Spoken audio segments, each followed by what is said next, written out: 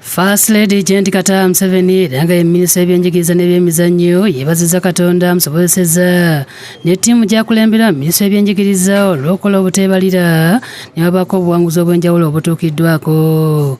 Bino abyogeredde mu makago bwa pulezidenti Nakasero mu Kampala mu mboozi ey'akafubo ne bannamawulire ba Vision Group abakulembeddwamu omukungaanyi w'oku ntikko Barbara Kaija ng'ayogera ku bituukiddwako mu myaka 9 bw'ekyanga akwasibwa minisitule eno ey'ebyenjigiriza n'ebyemizannyo mu ggwanga. Bino byonna bigenda kufulumira mu katabo ak'enjawulo kayite magazine akatuumiddwa Education Review a 9-year scorecard of the sector akagenda okufulumira mu lupapula lwa New Vision olunaku olw'enkya ku Lwokusatu ng'ennaku z'omwezi 3 omwezi ogw'omwenda omwaka guno n'emikutu gya Vision Group gyonna emirala. First Lady agamba nti baatandika ne pre-primary okulaba ng'abasomesa babangulwa okwongera ku bubigirize bwabwe okubongera amaanyi mu nkola y'emirimu okuva ku kyokulowooza nti balabirira bulabizi baana okufuna omusingi omulungi. We have empowered them to train for diplomas and degrees and even masters or even PhDs, so that they know that they are not just caregivers in pre-primary schools. They are actually teachers also. Agamba nti yadde pre-primary yalekerwa amasomero ag'obwannannyini balina omutindo ogwateekebwawo abagadduganya gwe balina okugoberera. But we have put out minimum requirements for those who want to provide pre-primary education.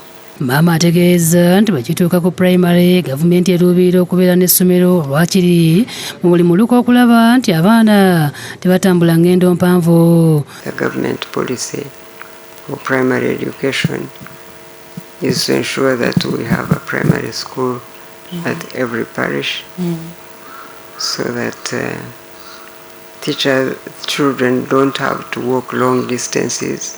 There are now 12,550 primary schools actually, and we can't say that we have provided all the schools that we need at parish level yet, but at least we have increased the number.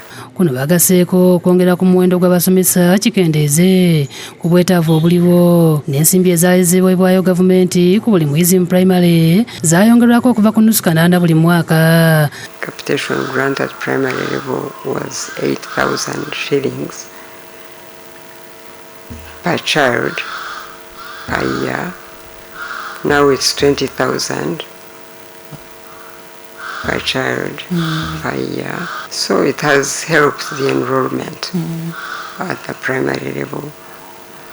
The population of learners were 6.6 million children. They are now 9 million, 0.6 in 2025.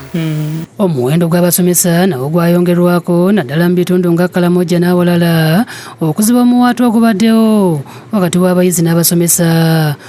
In the last financial year we managed to recruit 1,589 teachers for especially hard to reach areas like Karamoja and other hard to reach areas.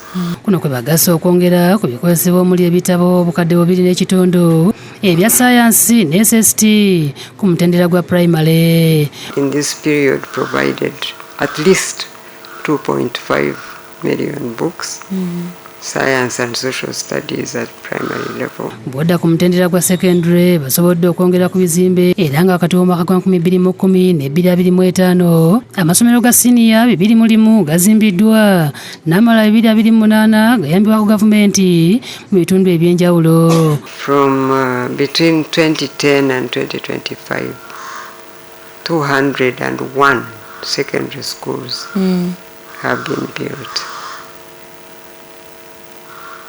And 228 community schools were absorbed by government. Mu mwaka gw'ebyensimbi guno ogwa 2025-2026 amasomero 258 aga city schools ge gali mu kuzimbibwa mu magombolola ag'enjawulo.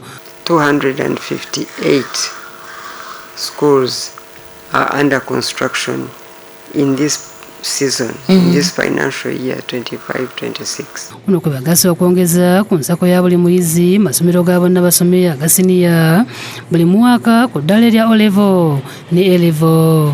From 123,000 per child per year to 175,000 per child per year.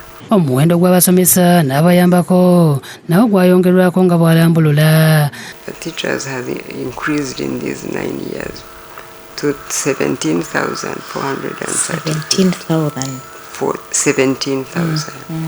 and 4,185 support staff.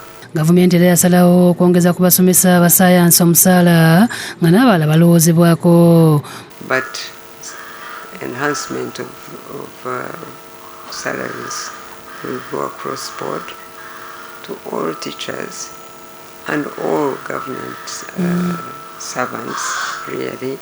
It won't just be science teachers alone. Mu ngeri y'okwongera okutumbula omutindo gw'ebyenjigiriza era gavumenti yakyusa kalikulamu era obuwumbi 42 ze zaateekebwamu mu kufuna ebikozesebwa okulaba nga amasomero ga gavumenti n'ag'obwannannyini tegalekebwa mabega. Uganda shillings 42 billion was invested in textbooks alone and instructional materials for schools. These investments ensured that both government and private schools got these instructional materials. Mamera ategeezezza nti balinyisiza nnyo omutindo gw'amasomero aga seed school aga secondary ekireetedde omuwendo gw'abayizi okweyongera ennyo. And it's now a policy from now going forward. All the schools will continue to build must come in with teachers' housing. So that is a detail that has improved so much. Ku mutendera gwa university gavumenti yatwala Mountains of the Moon neweza omuwendo ogw'ekkumi so nga n'ebitundu ebirala enteekateeka egenda mu maaso. Recently, government took over the Mountains of the Moon University, which was a private university, which has brought the number to 10. We are also working on operationalizing Busoga University. Gavumenti era egenda mu maaso n'enteekateeka ez'okuddaabiriza yunivasite zaayo okuli ey'e Makerere, ey'eggulu, ey'erira n'endala okuyimusa omutindo gw'ensomesa n'okunoonyereza. We are still doing a rehabilitation at Makerere of many of the buildings. Guru University is also constructing a Senate building, while Lira is also nearing finishing the main building. Gavumenti era eyongedde okuweerera abayizi ku yunivasite era bangi baganyuddwa naddala aba saayansi. 6,395 students were supported through this scheme.